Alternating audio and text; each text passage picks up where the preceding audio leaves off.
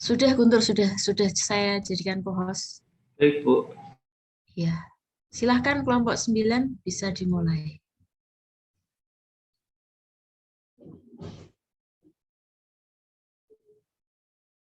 Sudah muncul Bu PPT-nya. Sudah terlihat.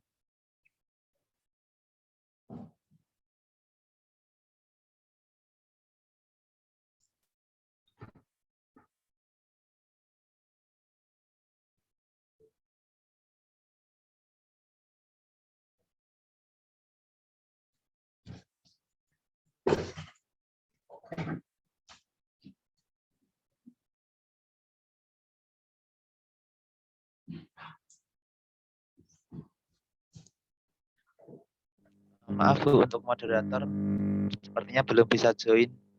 Langsung presentasi aja, nggak apa-apa. Sudah. Izin memulai, Bu. Iya, silahkan. Assalamualaikum warahmatullahi wabarakatuh. Selamat pagi, Bu Diah dan teman-teman semua. Kami di sini akan mempresentasikan hasil mini riset kelompok kami yang berjudul Perbankan yang terdaftar di Bursa Efek Indonesia.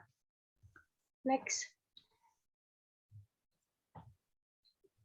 Sebelumnya, perkenalkan, terlebih dahulu, saya Lia Yunita, dan anggota kelompok saya, Novita Sari, Ahmad Yulfa, dan Santi Indriani.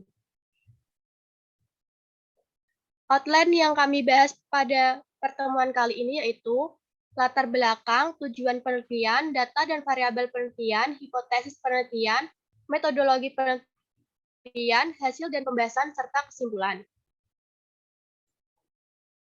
Next. Latar belakang. Dalam penelitian ini, pada dasarnya pasar modal yang efisien memiliki pola pergerakan random walk yang disebut juga pola acak. Menurut Hamid tahun 2010, teori random walk mengatakan bahwa pergerakan saham harusnya bergantung atas informasi yang datang, sehingga dapat disimpulkan bahwa efisiensi pasar modal merupakan refleksi atau cerminan dari konsep informasional. Jika suatu saat pasar modal suatu saham bereaksi atas semua hal yang tidak termasuk dalam konsep yang ada dalam pasar efisien, maka hal tersebut dapat disebut sebagai anomali atau gangguan. Salah satu anomali pasar yang bertentangan dengan teori pasar adalah January Effect.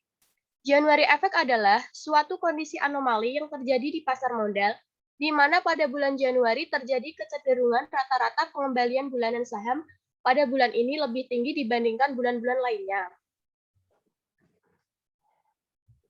Selanjutnya, mengenai motivasi dan tujuan penelitian. Motivasi, berdasarkan hasil penelitian sebelumnya, terdapat ketidakkonsisten hasil penelitian yang ada. Maka perlu dilakukan penelitian lanjutan untuk meningkatkan keakuratan dari penelitian sebelumnya.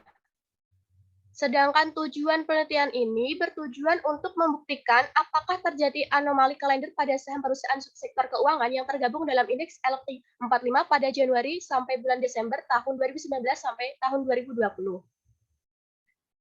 Next. Selanjutnya akan dijelaskan oleh teman saya.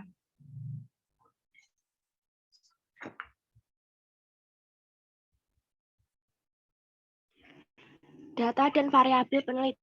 Objek pengamatan yang penelitian yaitu return saham di subsektor keuangan yang terdaftar di Bursa Efek Indonesia atau BI yang masuk dalam indeks LQ45 periode Januari hingga Desember tahun 2019 hingga tahun 2020. Next. Kemudian hipotesis penelitian. H1. Ada perbedaan return pada bulan Januari dengan bulan selain Januari di saham perusahaan LQ45, subsektor perbankan yang terdaftar di Bursa Efek Indonesia, periode tahun 2019 hingga 2020. H0. Tidak ada perbedaan return pada bulan Januari dengan bulan selain Januari di saham perusahaan LQ45, subsektor perbankan yang terdaftar di Bursa Efek Indonesia, periode tahun 2019 hingga 2020.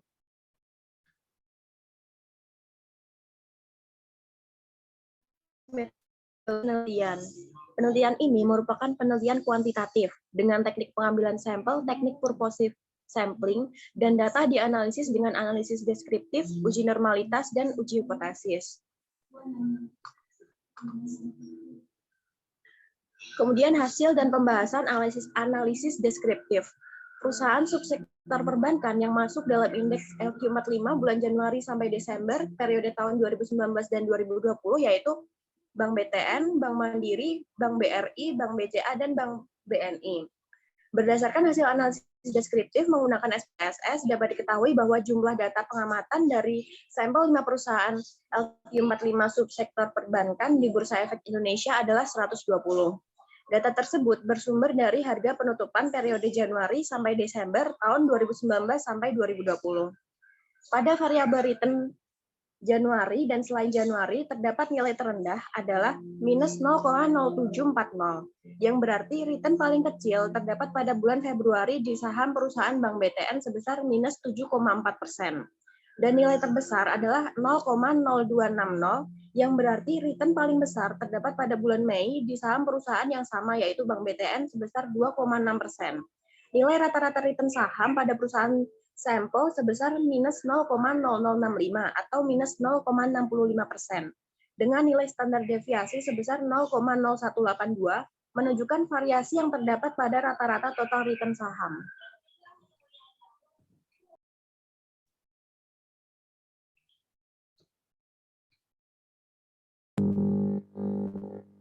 Hasil dan pembahasan.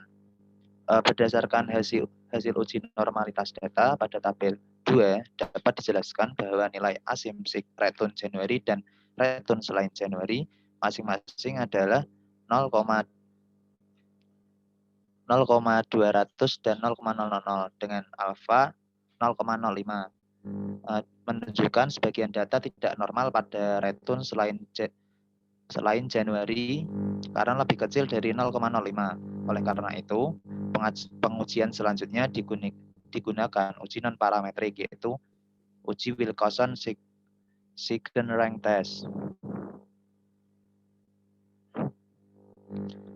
Pada tabel 3, berdasarkan hasil pengujian pada tabel ini dapat diketahui bahwa nilai asumsi yaitu 0,009 lebih kecil dari 0,05. Hal ini berarti hipotesis yang diajukan diterima dan H0 ditolak. Hasil tersebut menandakan bahwa terdapat perbedaan yang signifikan antara bulan Januari dengan bulan selain Januari pada saham sektor perbankan yang masuk indeks LQ45 dan terdaftar di Bursa Efek Indonesia selama periode 2019 sampai 2020.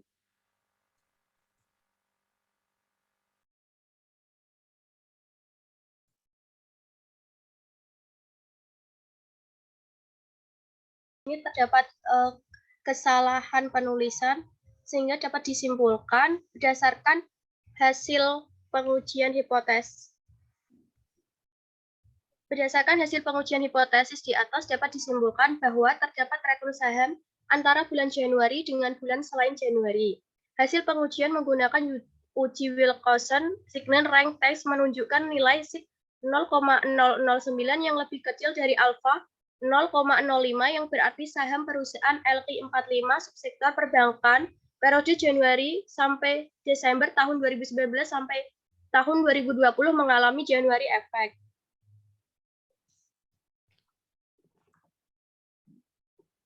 Sekian, terima kasih. Kurang dan lebihnya mohon maaf. Presentasi dari kelompok 9. Wassalamualaikum warahmatullahi wabarakatuh. Waalaikumsalam. Terima kasih kelompok 9. Saya persilahkan mungkin kalau ada komentar atau pertanyaan dari audiens. Silahkan. Januari Effect ini bukan sesuatu yang asing buat kita gitu ya. Harusnya Anda juga sudah tahu ini apa itu Januari Effect. Nggak ada yang mau tanya? Oke, saya langsung komentari ya. Yang pertama nampak oleh saya ketika saya membaca manuskrip kelompok 8 adalah terlalu banyak sumber sekunder yang Anda pakai. Sumber sekunder, contohnya tuh begini. Hartono 2008 dalam Werastuti 2012. Artinya Anda sebetulnya tujuannya merefer tulisan Hartono, tapi Anda ngambilnya dari tulisan Werastuti, gitu kan ya. Harusnya sumber-sumber sekunder macam begini seharusnya dikurangi. Atau bahkan kalau memungkinkan jangan pakai sumber sekunder. Karena khawatirnya kalau Anda pakai sumber sekunder, Werastuti yang mensitasi tulisan Hartono itu salah mensitasi, kesalahannya Anda sitasi. Jadi kesalahan itu berulang gitu. Jadi lebih baik Anda langsung membaca tulisan Hartono, langsung mensitasi dari tulisan Hartono. Gitu.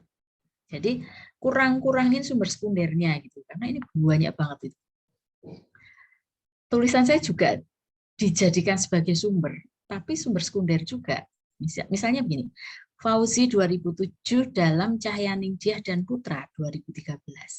Anda bacanya di tulisan saya, tapi tulisan saya itu mensitasi tulisan Fauzi. Nah, yang kayak gitu dikurang-kurangi. Harusnya jangan lagi pakai sumber sekunder kalau menurut saya, karena sumber-sumber primernya itu sebetulnya mudah kok, dicari juga mudah. Kedua adalah ada beberapa sitasi yang menurut saya sebaiknya Anda mensitasinya dari sumber, ini bukan sumber sekunder sih, tapi ini salah satu contohnya ini. Ada di bagian pendahuluan paragraf pertama. Menurut Fahmi 2012.2/2015, artinya ini buku dari yang ditulis oleh Fahmi gitu ya. Pasar efisien atau market efisien adalah suatu kondisi di mana informasi tentang semua harga dapat diperoleh secara terbuka dan cepat tanpa ada hambatan khusus. Oke. Itu definisi pasar efisien. Kalau menurut saya sebaiknya Anda malah mensitasi sumber aslinya, artinya tulisan klasiknya, artikel klasiknya itu kan sebenarnya tulisan itu kan tulisan dari Fama yang ditulis pada tahun 1970 itu seminal paper yang pertama kali mempropos tentang konsep market efisiensi pasar. Kalau saya sih sebaiknya kita mensitasinya ke situ, walaupun kemudian banyak buku akhirnya menulis juga terkait konsep pasar efisien yang sumber rujukannya kan di seminal papernya Fama gitu ya. Jadi ada saat memang kita lebih baik mensitasi jurnal klasiknya daripada kita mensitasi tulisan-tulisan yang paling update, tapi tulisan tersebut sebetulnya sitasi dari tulisan seminal paper gitu. Kalau menurut saya sih seperti itu. Tidak semua harus jurnal-jurnal terupdate yang harus dijadikan sumber sitasi. Kadangkala ada sumber-sumber seminal paper yang malah itu yang seharusnya jadi sitasi Anda gitu. Oke. Kemudian yang berikutnya terkait abstrak gitu ya. Ini untuk semua kelompok. Abstrak itu harusnya berisi yang pertama, isu penelitianmu apa? Masalah penelitiannya apa? Kemudian metode yang digunakan untuk menjawab masalah itu apa? Dan hasilnya seperti apa? Abstrak itu harusnya memuat 3 hal itu. Walaupun kita dibatasi biasanya kalau Anda mau mensubmit artikel ke jurnal-jurnal tertentu itu ada batasan bahwa abstrak itu tidak boleh lebih dari misalnya 250 kata. Walaupun kondisi itu, pembatasan itu harus diikuti, tapi abstrak setidak-tidaknya memuat 3 informasi tadi. Masalahnya seperti apa. Deskripsi pun juga begitu. Deskripsi juga ada pembatasan. abstrak itu maksimal berapa kata. Itu nanti Anda lihat di buku panduan skripsinya ya. Tapi abstrak itu setidak-tidaknya harus memuat informasi tadi. Oke. Kemudian yang saya lihat di bagian pendahuluan, isunya sudah ada, masalahnya sudah di-statekan gitu ya, sudah dituliskan begitu. Mungkin yang perlu ditata itu tadi adalah sumber-sumber sekunder yang terlalu banyak, kemudian motivasi penelitianmu, karena seperti tadi saya bilang Januari Effect itu sudah banyak penelitian terkait isu Januari Effect itu sudah banyak. Yang perlu Anda pertajam adalah kenapa sih Anda masih perlu lagi meneliti ini. Motivasi itu harus dipertajam. Kemudian di bagian tinjauan pustaka, Anda perlu untuk menjelaskan kenapa Januari Effect itu jadi merupakan anomali. Di tinjauan pustakamu itu kan pertama diungkapkan konsep tentang teori pasar yang efisien, walaupun juga sangat sedikit. Kemudian tentang random walk-nya, teori tentang random walk. Kemudian Anda masuk ke anomali pasar. Ada beberapa anomali pasar di situ, kemudian Anda fokus ke Januari Effect-nya, ada definisi Januari Effect itu apa, cuman yang perlu Anda pertajam lagi adalah kenapa Januari Effect itu bisa terus-terusan muncul. Bisa terus-terusan muncul, karena kalau sebetulnya kalau pasar efisien itu informasi terkait return Januari yang lebih tinggi dibanding bulan yang lain itu sudah semua diketahui pasar. Kemudian pasti pasar melakukan tindakan-tindakan tertentu mengambil untung di bulan Januari, sehingga kemudian akhirnya di periode-periode selanjutnya Januari Effect-nya akan menghilang gitu kan ya. Karena semua investor akan berperilaku untuk mengambil untung di bulan Januari, gitu kan ya. Harusnya kan itu juga Anda harus jelaskan gitu. Harusnya itu dijelaskan, kemudian kenapa Januari Effect persisten terus terjadi itu juga dijelaskan. Itu gunanya untuk membangun hipotesisnya, karena membangun hipotesis itu harusnya tidak hanya Anda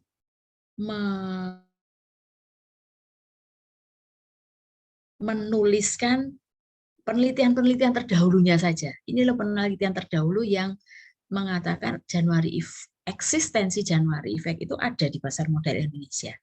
Tapi logikanya, hubungan antar variabelnya itu juga disampaikan, ya. Jadi hipotesis yang Anda bangun itu perlu diperkuat lagi, kemudian sampai di bagian statement hipotesisnya. Seperti saya bilang, statement hipotesisnya nggak perlu H1, H0-nya semuanya dituliskan. Anda perlu hanya cukup menuliskan hipotesis kerjanya apa. Dalam hal ini, yang Anda yakini apa.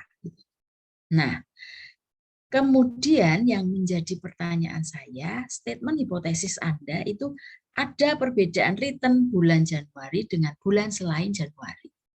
Padahal kalau kita merefer definisi Januari Effect, Januari Effect itu adalah kondisi di mana return rata-rata bulan Januari itu cenderung lebih tinggi dibanding return bulan lain. Sehingga harusnya statement hipotesis Anda adalah return bulan Januari lebih tinggi dibanding return bulan yang lain, gitu kan ya? Supaya Anda bisa membuktikan Januari Effect itu terjadi. Tidak sekedar ada perbedaan return. Karena kalau ada perbedaan return, itu bisa saja Iya, returnnya berbeda, tapi bisa saja return Januarinya lebih rendah dari return yang lain. Sehingga Januari effect tidak terjadi di sana. Gitu ya. Sehingga menurut saya, hipotesis penelitianmu tidak tepat, kemudian implikasinya metode pengujiannya juga tidak menjawab masalah penelitian. Karena masalah penelitianmu kan terkait dengan apakah memang ada Januari effect di pasar modal Indonesia, gitu kan ya.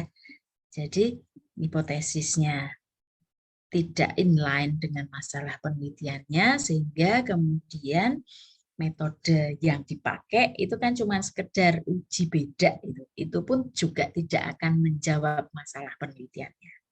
Itu catatannya. Kemudian hal-hal yang lain,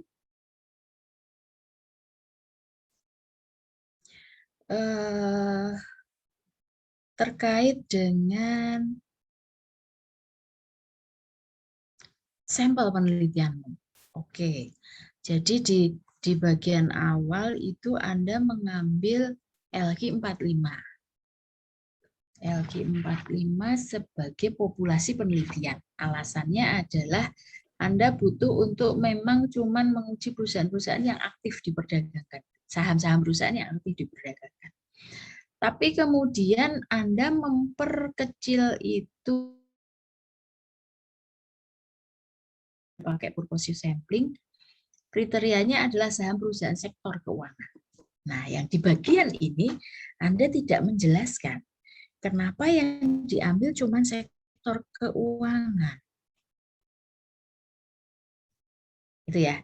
Saya ingatkan lagi bahwa apapun yang Anda lakukan, ketika Anda melakukan penelitian, apapun yang Anda lakukan itu harus ada argumentasinya. Itu selalu diingat itu. Jadi pertanyaan di bagian ini adalah kenapa sih subsektor keuangan, kenapa bukan subsektor yang lain? Itu harus diberi argumentasi. Dan itu saya belum mendapatkan argumentasi terkait pemilihan subsektor keuangan sebagai sampel. Tapi ketika Anda memilih LQ45-nya, artinya kan kalau kita ngelihat, kalau Anda diminta untuk menentukan populasinya apa, sampelnya yang mana, itu kalau saya membaca secara sekilas, walaupun Anda tidak menstatekan bahwa populasimu itu perusahaan-perusahaan yang ada di LQ45. Gitu ya. Tapi kalau saya sekilas menyimpulkan bahwa populasimu itu perusahaan-perusahaan yang memang ada yang masuk ke LQ45 di periode Januari 2019 sampai Desember 2020. Kemudian sampel yang diambil itu perusahaan-perusahaan perbankan saja yang masuk di LQ45 tadi. Tapi alasan pemilihan perbankan sebagai sampel itu Anda belum memberikan memberikan argumentasinya kenapa. Oke. Hal yang lainnya tadi sudah ya, bahwa metode Anda itu karena hipotesisnya ada perbedaan sehingga kemudian metode penelitiannya Anda pakai uji beda.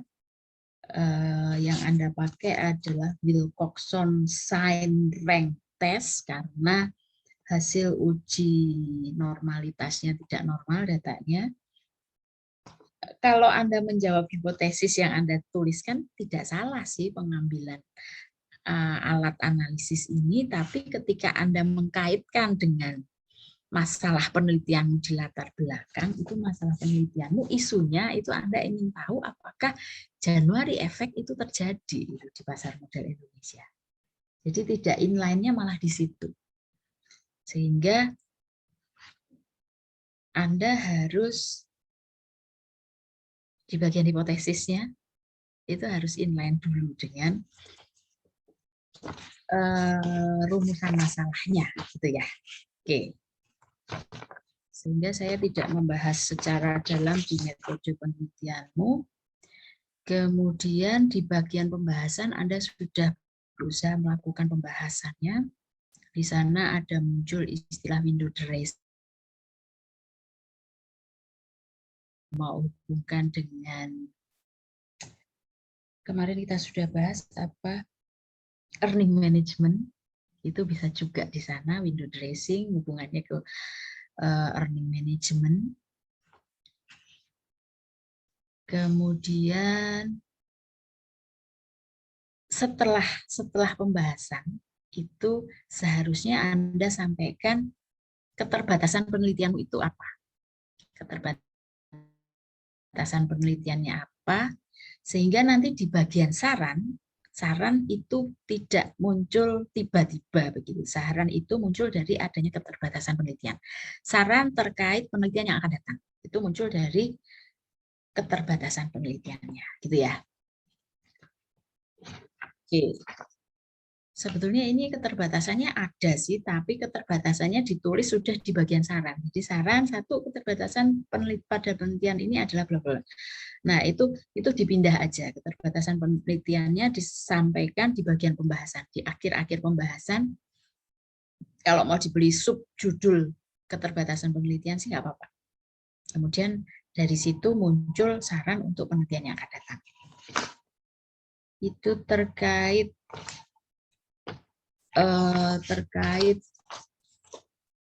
manuskrip kelompok 9. Komentar saya terkait manuskrip dari kelompok 9. Oke. Masih adakah komentar dari yang lain? Silahkan kalau ada komentar. Saya izin bertanya, Bu. Oke, Ahmad Zulfa. Ini kan untuk pengujian hipotesis saya mengacu ke beberapa artikel acuan yang hampir sama juga, tapi dari beberapa artikel itu pengujiannya beberapa ada yang uji Wilcoxon juga, ada yang uji sampel pirate test juga lah. Kalau misalkan ini tidak yang dijelaskan di awal itu kira-kira pengujiannya apa, Bu, untuk revisinya? Kalau Anda lihat yang di tulisan saya mengujinya one sample di tesnya loh malah. Jadi masing-masing bulan itu kita lihat min-nya seperti apa, min tertingginya di bulan mana, kemudian signifikansinya seperti apa.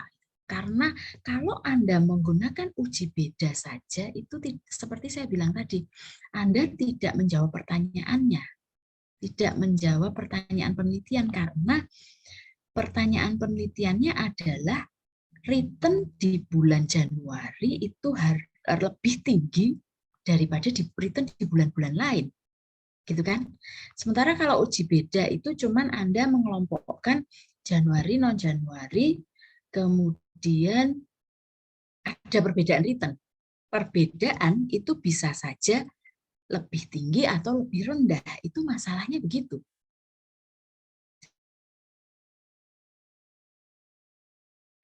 Siapa? Lupa saya namanya. Itu skripsinya si Putra itu. Saya mengujinya one sample di tes. Jadi masing-masing sampel itu saya lihat min-nya seperti apa, kemudian kita lihat min tertingginya di bulan apa, sehingga kita bisa kemudian kita lihat signifikansinya, min itu signifikan nggak secara statistik, sehingga kita kemudian bisa lihat min tertinggi return-nya itu terjadi di bulan apa. Lain sama masalah. Iya, inline dengan masalahnya. Karena masalah penelitianmu, definisi Januari effect sendiri itu kondisi di mana return bulan Januari itu lebih tinggi dari bulan-bulan yang lain. Masalahnya itu kan. Oke, kalau Anda mau cari tahu metode-metode yang lain, Anda bisa melihat tulisan-tulisan yang lain. Saya sarankan tulisan jurnal-jurnal internasional yang menguji Januari effect itu seperti apa. Tapi kalau seperti tadi saya bilang, kalau cuma sekedar per sampel di tes, menurut saya itu tidak menjawab pertanyaannya. Gitu ya, Zulfa ya. Maaf, Bu, ini kan kemarin kan juga Ah. sempat mencoba hal yang sama ke penulisan ibu itu tiap Mm-mm. bulan, tapi ternyata banyak yang tidak signifikan, berarti kan datanya banyak yang tidak normal lah. Mm-mm. Itu juga langsung pada kebingungan. Terus kemudian mengambil metode di artikel lain yang menggunakan uji Wilcoxon itu, Bu. Jadi saya kira ada beberapa artikel yang menguji sama-sama uji Wilcoxon dan ternyata relate dengan penelitian yang kami lakukan. Jadi saya lakukan uji Wilcoxon itu, Bu. Itu tadi kalau saya sih lihat dulu artikelnya itu, kemudian dia menyimpulkannya seperti apa. Kalau kemudian dia dengan melakukan uji Wilcoxon ketemu bahwa ada perbedaan yang signifikan antara bulan Januari dengan non-Januari, kemudian setelah itu dia menyimpulkan ada Januari effect, itu misleading menurut saya. Itu misleading. Bagaimana bisa dengan kita menemukan hasil statistik, uji statistik yang mengatakan ada beda rata-rata return Januari dan non-Januari, simpulannya kan ada perbedaan rata-rata return Januari dengan non-Januari, kemudian kita pakai untuk menyimpulkan bahwa return Januarinya lebih tinggi daripada return non-Januari. Itu menurut saya misleading. Nanti Anda lihat, kalau memang dia pakai Wilcoxon, apakah cuma sebatas itu? Apakah ada tambahan pengujian yang lain lagi? Kemudian, kalau saran saya sih jangan pakai artikel yang berbahasa Indonesia.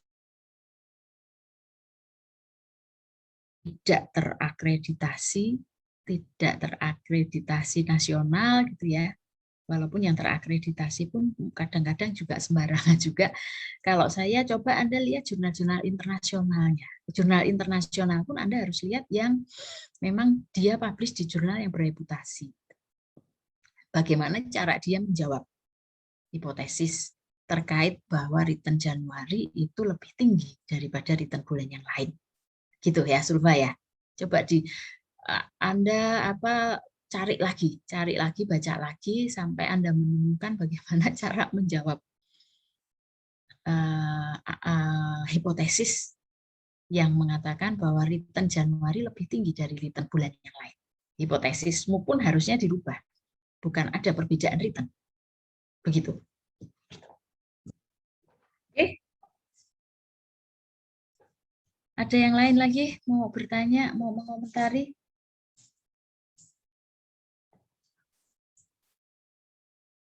Tidak ada? Cukup? Oke, nanti kita masih ada punya waktu di belakang gitu ya. Kita ke kelompok 10 dulu. Kelompok 10 ini tentang koneksi politik lagi. Jadi ya sudah ada beberapa manuskrip sebelumnya yang koneksi politik juga, kalau enggak 2 atau 2 artikel kayaknya yang kemarin. Oke, kelompok 10 ini ada Gregorio Guntur, Afif, Pravda, sama Vicky. Silahkan Anda mempresentasikan manuskrip Anda. Izin share screen, Bu. Oke, silahkan.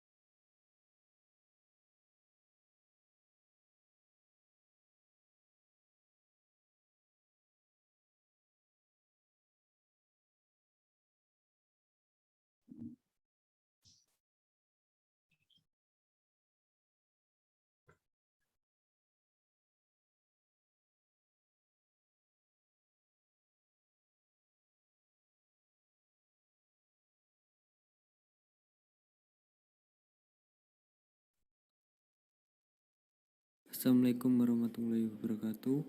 Kami dari kelompok 10 beranggotakan Gregorio Guntur, Vicky Ayubi, Afif Janarko, dan Pravda Twinta akan mempresentasikan hasil artikel kami, yaitu pengaruh koneksi politik terhadap leverage perusahaan pada perusahaan infrastruktur yang terdaftar di BEI dari tahun 2015 sampai 2019.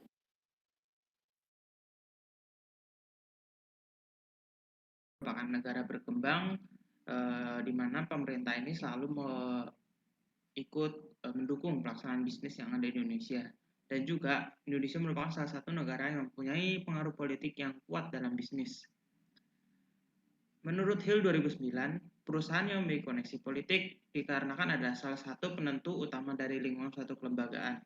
Dan juga perusahaan yang terkoneksi politik ini banyak sekali mendapatkan manfaat seperti pembayaran pajak yang lebih rendah, biaya hutang yang lebih rendah, serta berbagai manfaat lainnya yang dapat mendukung kinerja perusahaan tersebut. Tujuan penelitian ini adalah untuk menguji pengaruh koneksi politik terhadap leverage pada perusahaan jasa sektor properti, real estate, dan building construction yang terdaftar pada Bursa Efek Indonesia selama periode 2015 sampai dengan 2019. Pada hipotesis penelitian, kami berhipotesis bahwa perusahaan yang memiliki koneksi politik mempunyai leverage yang jauh lebih tinggi dibandingkan perusahaan yang tidak memiliki koneksi politik. Sampel penelitian populasi perusahaan jasa yang bergerak pada sektor properti dan real estate yang terdaftar di Bursa Efek Indonesia selama periode 2015 sampai 2019. Sampel 15 perusahaan yang dipilih menggunakan purposive sampling untuk menentukan perusahaan yang memiliki koneksi politik dan perusahaan yang tidak terkoneksi politik. Alasan pemilihan sampel karena perusahaan yang banyak mendapatkan manfaat dari memiliki hubungan politik adalah perusahaan industri seperti pada sektor pertanian, pertambangan, dan infrastruktur. Pada sektor infrastruktur, perusahaan yang terhubung dengan politik dapat memanfaatkannya dalam mendapatkan akses yang lebih mudah untuk mendapatkan proyek. Kriteria koneksi politik. Adapun sampel yang digunakan adalah perusahaan properti dan real estate yang terkoneksi politik dengan kriteria sebagai berikut. Yang pertama, direksi atau dewan komisaris rangkap jabatan sebagai pejabat pemerintah. Yang kedua, direksi atau dewan komisaris rangkap jabatan sebagai politisi yang berafiliasi dengan partai politik. Dan yang ketiga, direksi atau dewan komisaris merupakan mantan pejabat pemerintahan atau pejabat militer. Variabel penelitian. Variabel dalam penelitian ini terdapat 3. Yang pertama, variabel dependen, yaitu leverage. Pengukurannya berdasarkan rasio total hutang terhadap total aset. Yang kedua, pengukurannya indikator variabel 1 jika memiliki koneksi dan 0 untuk tidak memiliki koneksi. Yang ketiga, variabel kontrol, yaitu ROA, return of asset. Pengukurannya dengan keuntungan sebelum pajak dibagi dengan total aset. Cash dihitung dengan laba perusahaan setelah pajak dibagi total aset.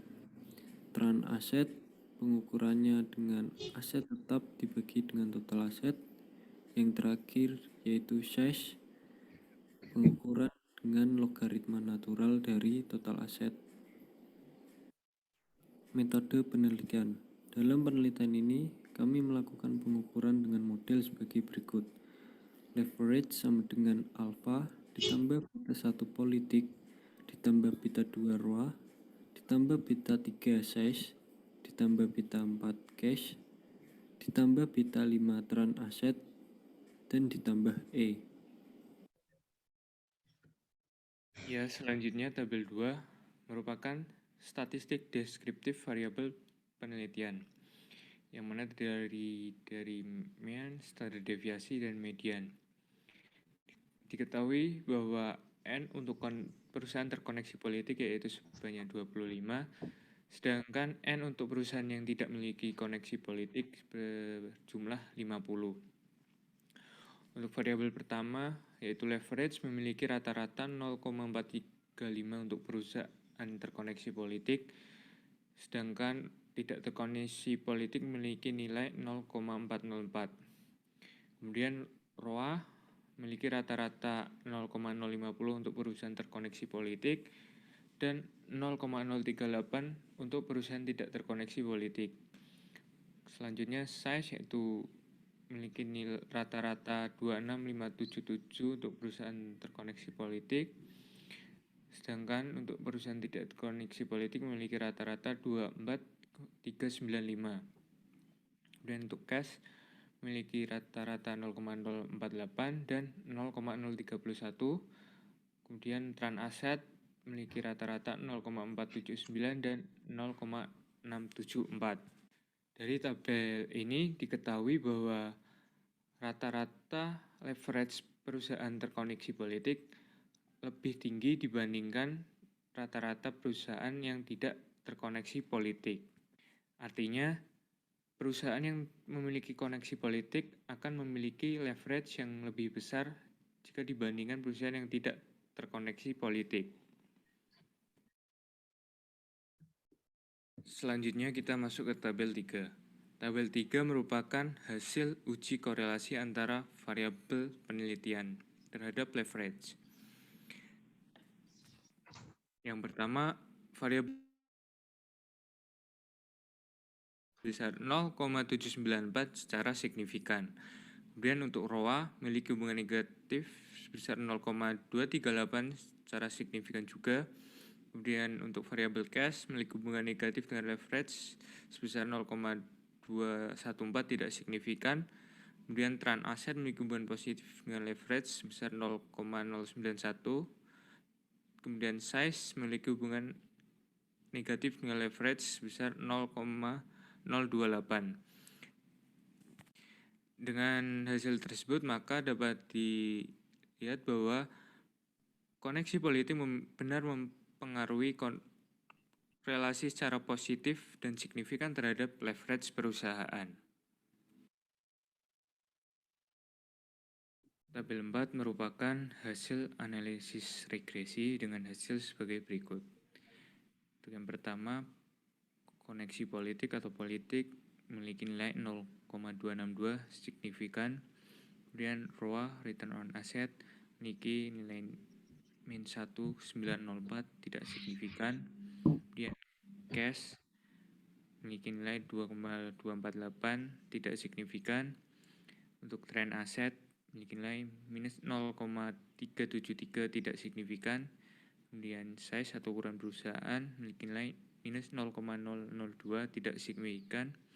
Dan nilai R-square sebesar 0,902.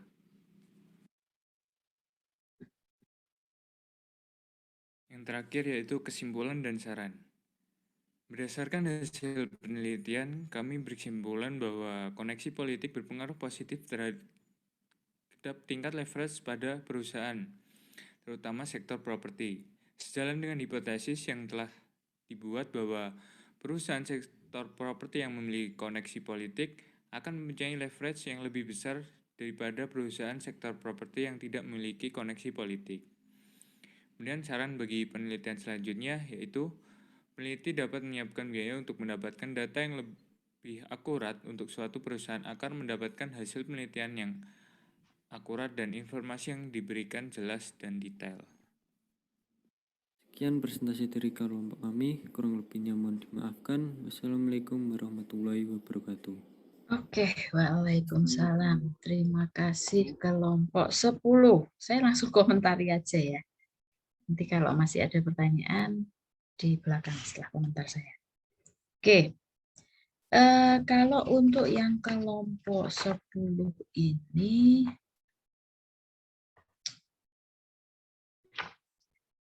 saya kok tidak melihat rumusan masalahmu apa gitu. Jadi sampai di akhir itu saya isunya ada, ya isunya tertangkap bahwa Anda itu ingin melihat apakah koneksi politik itu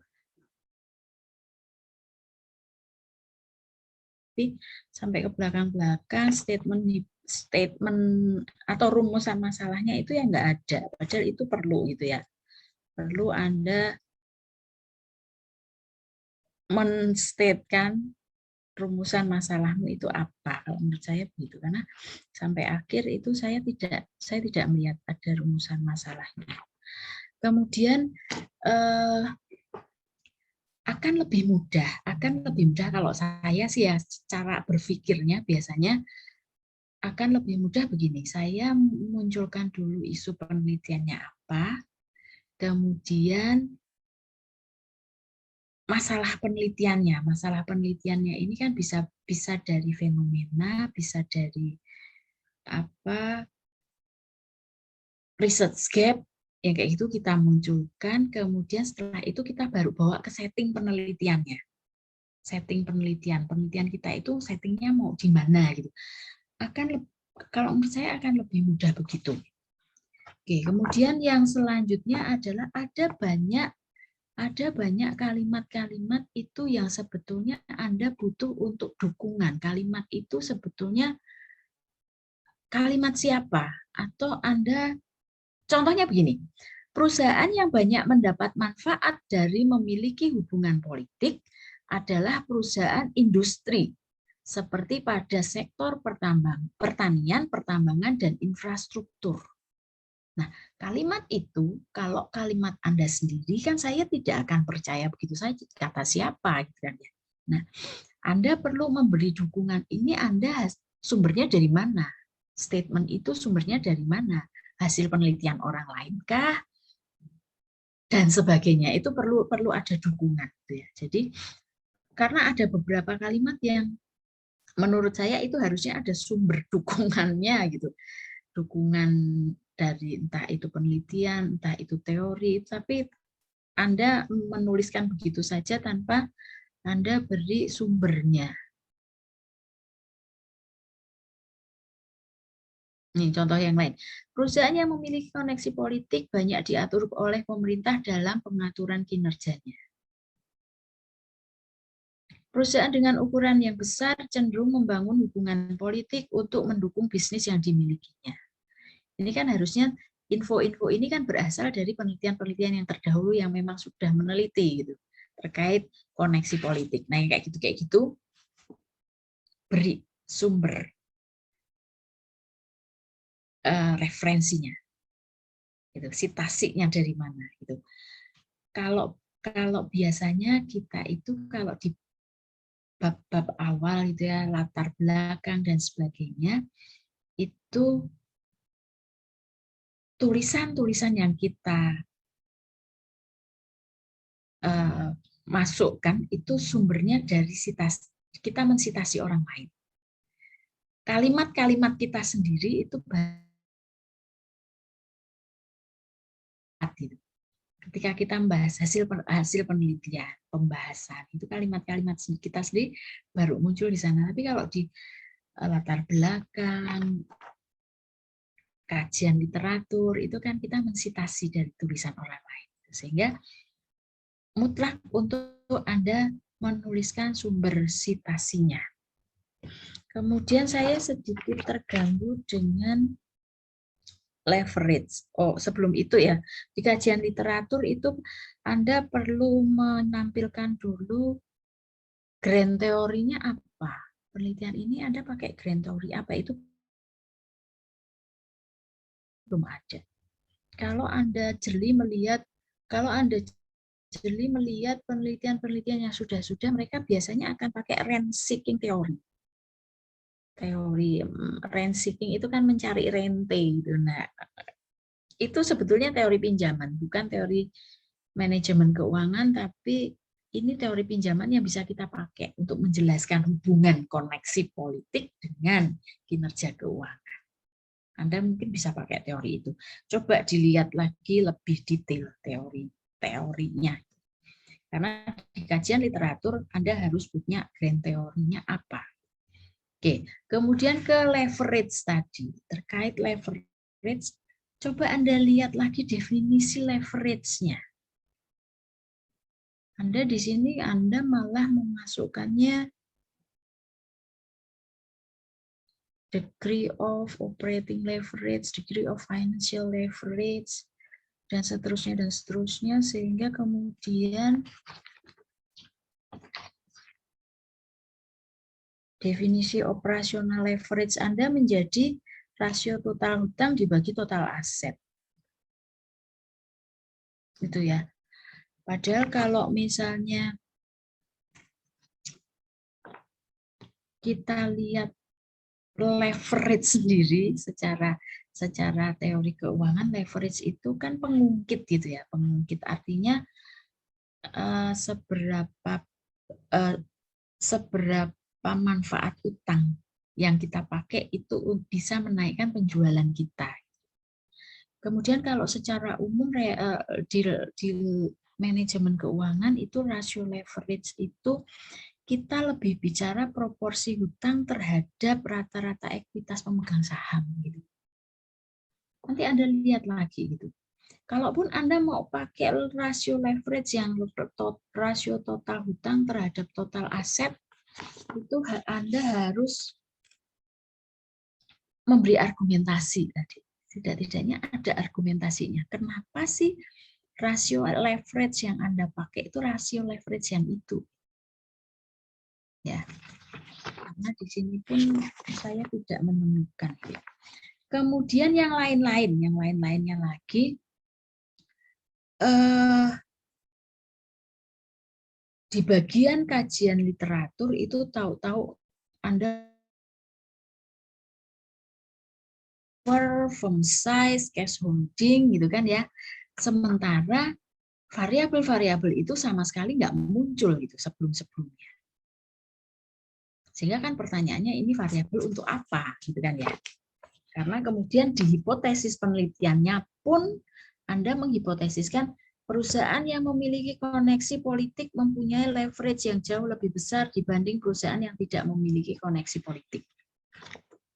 Sehingga return on asset, kemudian asset turnover, firm size, cash holding itu sama sekali enggak pernah disinggung-singgung.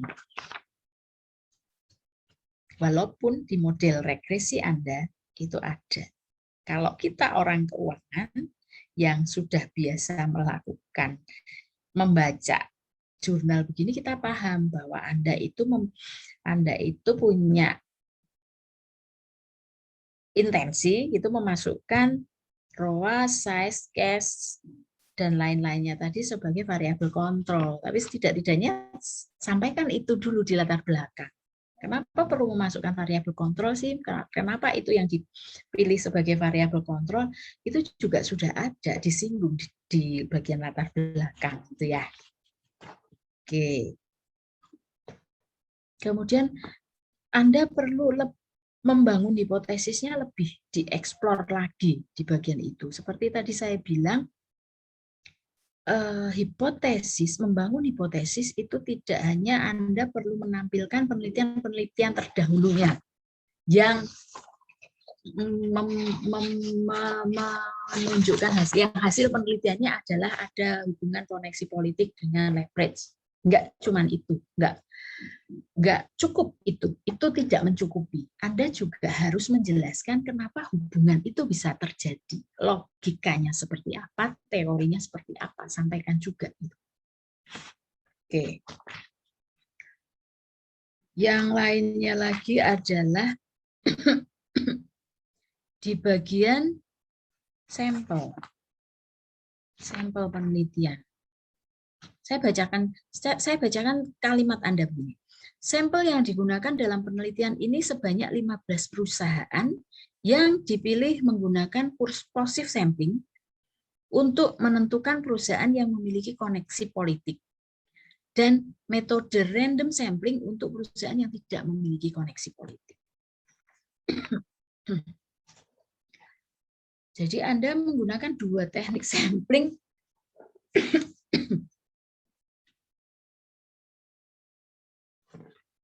2 teknik sampling untuk menentukan 15 perusahaan tadi. Kenapa harus begitu? Pertanyaan saya. Karena ini nggak lazim. Ini nggak lazim.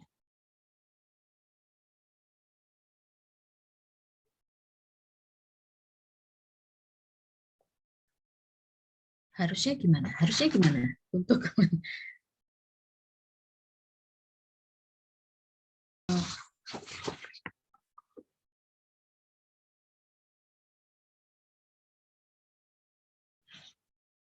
kemudian hasilnya samplingnya itu yang terkoneksi politik itu N-nya 25, tahunmu adalah 15, 16, 17, 18, 5 tahun gitu ya. Artinya ada 5 perusahaan yang terkoneksi politik dan 10 perusahaan yang tidak terkoneksi politik.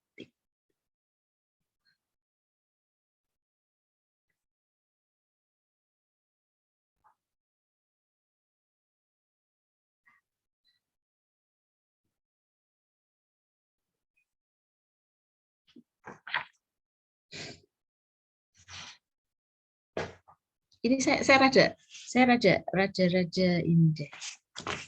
Nggak lazim di situ.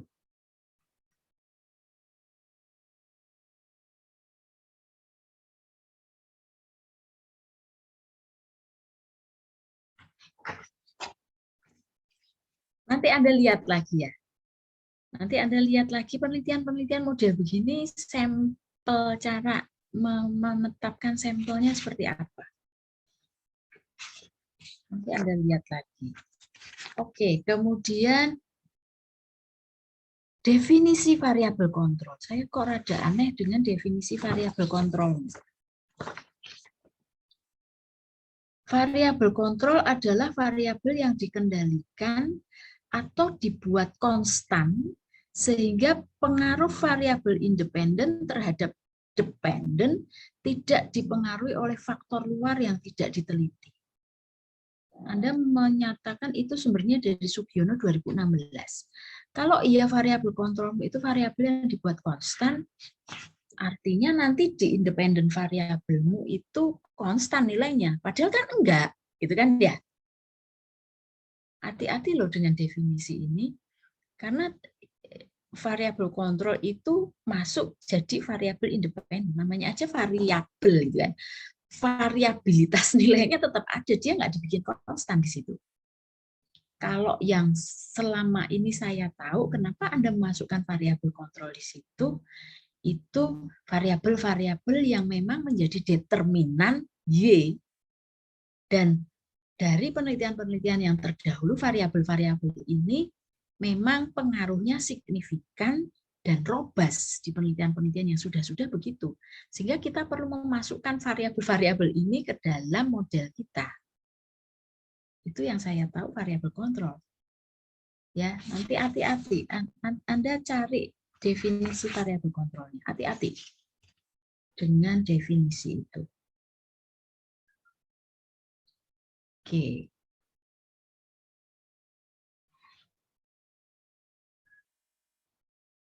Tadi untuk ukuran leverage-nya ya, ukuran leverage-nya itu kenapa Anda pilih,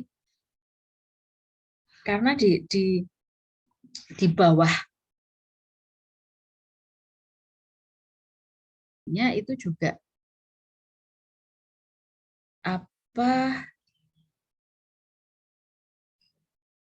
Anda memasukkan lagi, Anda menguraikan lagi variabelnya, leverage-nya.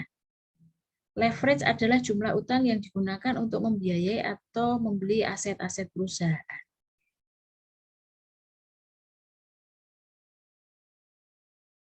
Suatu perusahaan dengan utang yang lebih besar dari equity disebut sebagai perusahaan dengan tingkat leverage yang tinggi. Itu tadi loh saya bilang.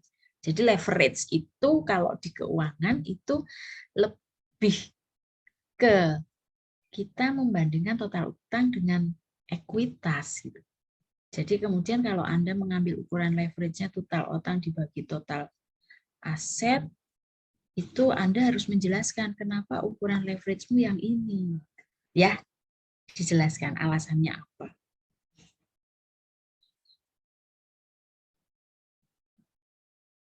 Kemudian variabel independen terkait yang political connection. Dalam tabel nanti akan diberi 0 dan 1 untuk variabel ini. Nilai 1 mengartikan bahwa perusahaan mempunyai koneksi politik, sedang nilai 0 tidak mempunyai koneksi politik. Oke, jadi Anda menggunakan dummy variabel gitu ya. Sehingga nanti ketika Anda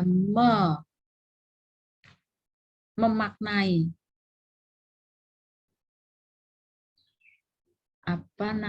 memaknai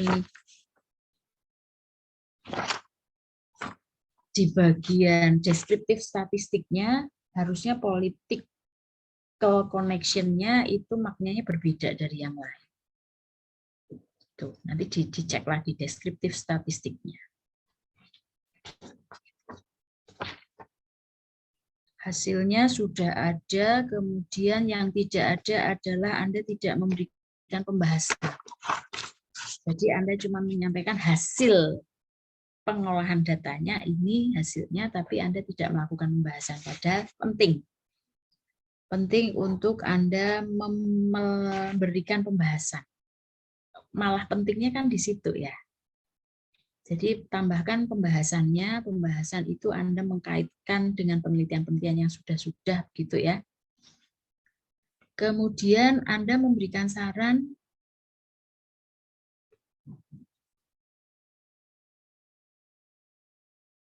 ada sih Anda men-statekan keterbatasan penelitian, tapi keterbatasannya Anda statekan di bagian simpulan dan saran. Kalau sebaiknya sih keterbatasan penelitian tadi disampaikan di bagian pembahasan di bagian akhir. Anda statekan keterbatasan penelitian ini adalah bla bla bla bla. Jadi nanti muncul saran untuk penelitian yang akan datangnya seperti apa. Begitu. Oke. Kemudian catatannya lagi, ini untuk semua kelompok, Anda mulai memikirkan melakukan robustness check juga. Robustness check. Jadi,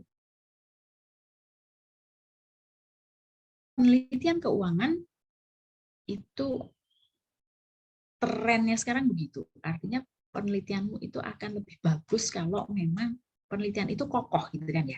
Robust itu artinya ketika kita menggunakan variabel tertentu, misalnya Anda ingin meneliti profitabilitas, Anda pakai ROA, hasilnya begini.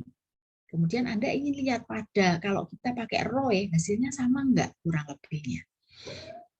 Kalau hasilnya sama dengan dua proksi yang berbeda, itu artinya penelitian Anda robust. Mulailah untuk memikirkan melakukan itu juga untuk penelitian-penelitian Anda. Deskripsi nanti kita yang di keuangan sudah akan mulai menuntut ke sana. Jadi tidak perlu lagi Anda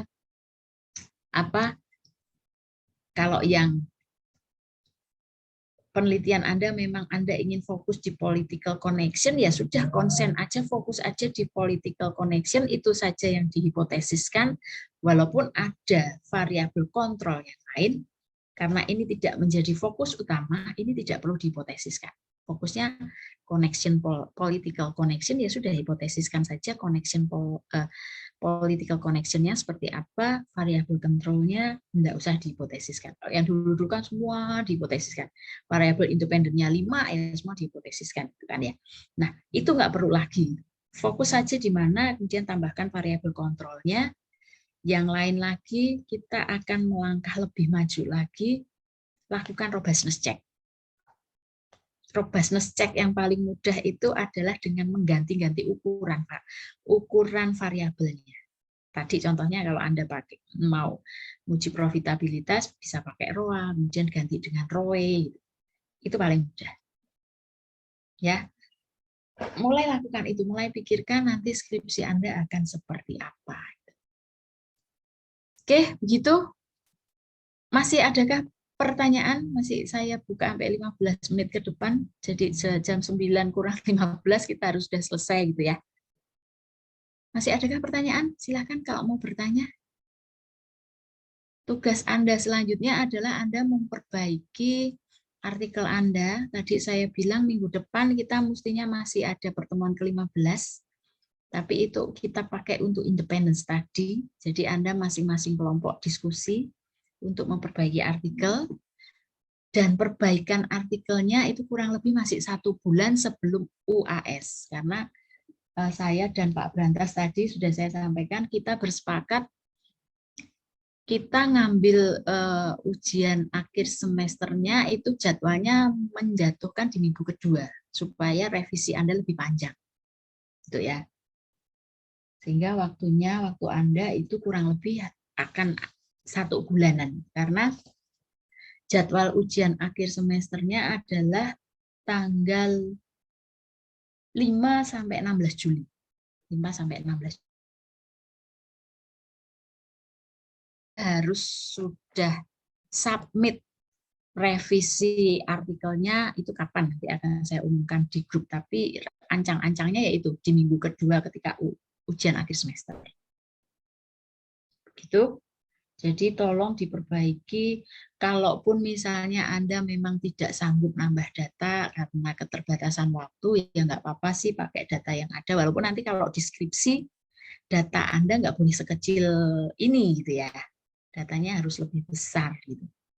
Tapi kalau untuk mini riset ini nggak apa-apa lah dengan kondisi data yang seperti itu. Yang jelas yang kalau saya sih, saya memintanya bagian latar belakang itu mulai disusun dengan baik. Gitu. Isunya apa ada, kemudian masalah penelitiannya munculnya dari mana, settingnya seperti apa, itu disampaikan dengan runtut gitu. Kemudian metodenya dipastikan benar, kajian literaturnya, ada pembahasannya, sarannya tidak muncul tiba-tiba gitu, nggak ada dasarnya, tahu-tahu ada saran. Ya, jadi sekali lagi apapun yang Anda lakukan dalam penelitian itu Anda harus memberikan argumentasi. Sebetulnya itu kata kuncinya itu. Kata kuncinya itu. Kenapa kita melakukan ini dan bukan itu, kenapa begini bukan begitu, itu harus ada argumentasinya semua kalau kita meneliti. Sehingga tidak, orang lain sudah tidak akan lagi mempertanyakan. Argumentasi itu juga tidak dibuat sembarangan, ya. Harus ada dasarnya. Oke. Masih adakah pertanyaan? Bu, izin bertanya, Bu. Oke, bentar, iya.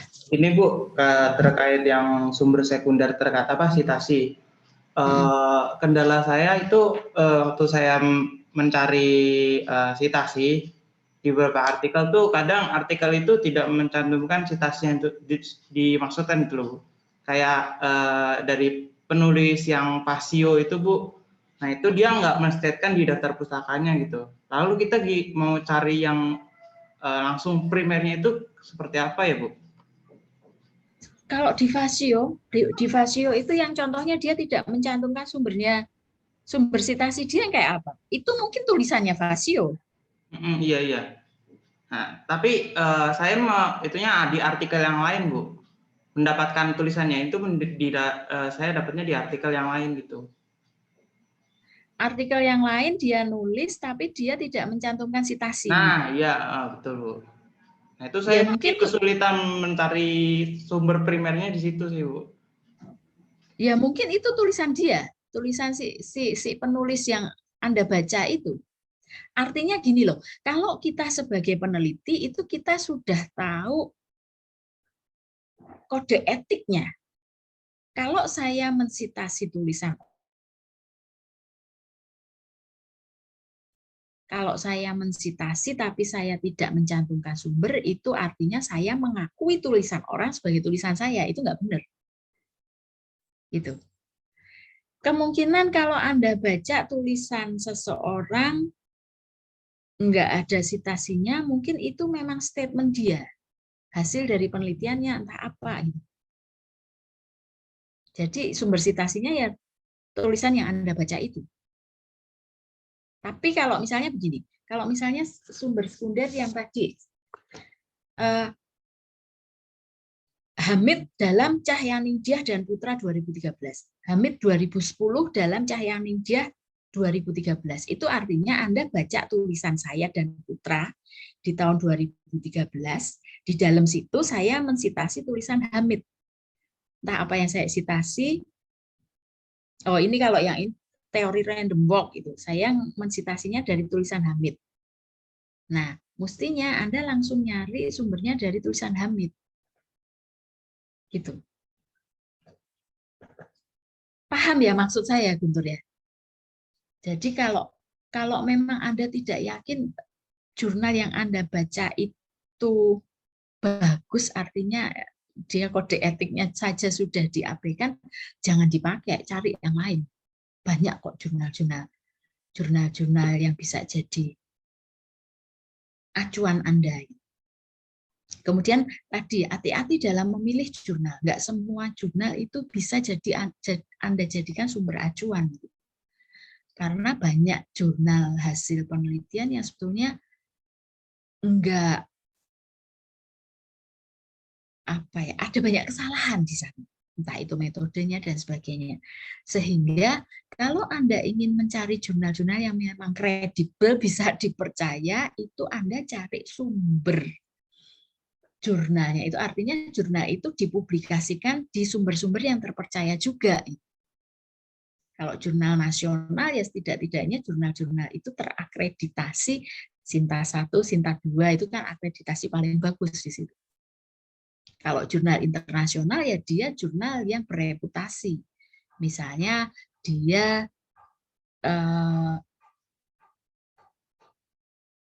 di jurnal Scopus gitu. Kayak gitu. Jadi nggak sembarangan artikel. Kalau kita nggak tahu dia publishnya di mana, kemudian Anda secara sembarangan mensitasi, bisa saja itu sebetulnya salah yang Anda sitasi, gitu ya. Jadi hati-hati. Itulah kenapa kalau di skripsi nanti ada syarat, ada jurnal internasionalnya, jurnal internasional yang bereputasi, kemudian ada jurnal-jurnal nasional yang memang terakreditasi, yang Anda pakai sebagai sumber rujukan. Nanti di skripsi ada syarat itu. Kalau saya nggak salah mengingat gitu ya, kalau skripsi itu 2 jurnal internasional bereputasi. Kalau saya nggak salah ingat. Tapi takut salah, Anda nanti cari di buku panduannya saja. Jadi hati-hati dengan sumber rujukan. Karena tidak semua jurnal itu ditulis dengan baik dan benar. Gitu ya. Tidak semua jurnal itu kredibel. Begitu, Guntur. Baik, Bu. Masih ada yang lain kah? Mau tanya lagi boleh, Bu? Oke, satu lagi ya. Iya, Bu. Terkait skripsi nanti sih, Bu.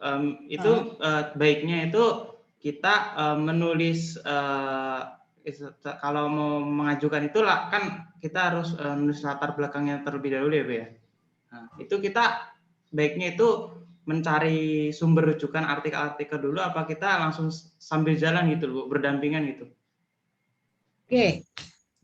Kalau saya, karena dosen lain mungkin bisa berbeda. Jadi nanti kalau Anda sudah dapat dosen pembimbingnya siapa, saran saya Anda cari kakak-kakak tingkat yang dibimbing oleh Bapak Ibu dosen tersebut.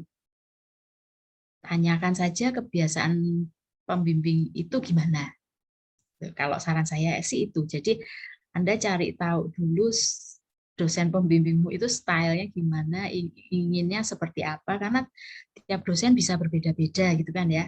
Jadi nanti setelah proses ini, setelah seminar, itu nanti Anda diminta untuk mengajukan topik.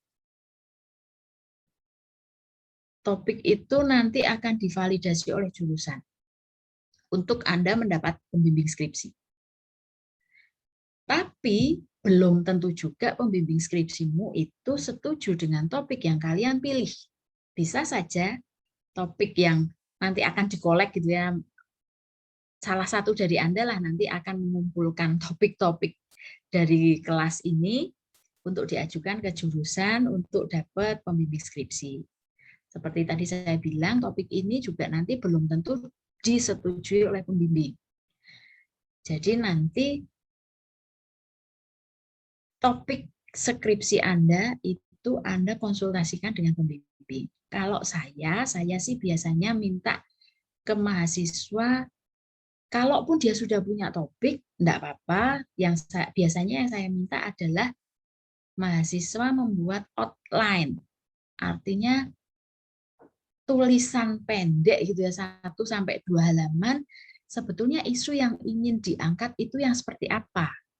Kalau saya biasanya menuntutnya itu harusnya isu-isu yang paling update. Artinya kalaupun Anda ingin menulis misalnya tentang struktur modal itu isu terupdate-nya apa? Sekarang ini yang sedang update diteliti oleh orang-orang itu yang seperti apa? Nah, Anda ngikut itu. Kalau